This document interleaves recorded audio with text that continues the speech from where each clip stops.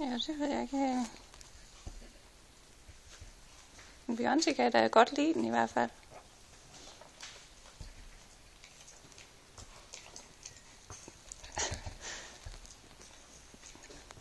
Jeg ser jo tynd, hun bliver nu. Ja. Den har også sutterefleks.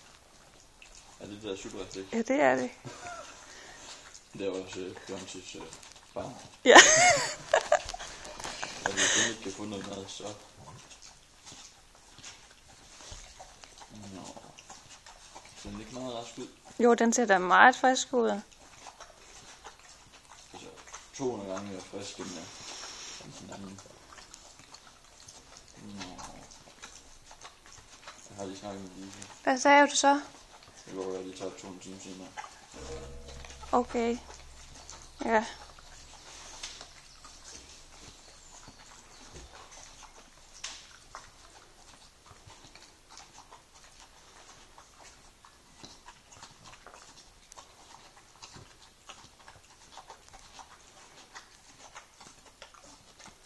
Altså, hvornår skal jeg så ud og sige hej til Philip?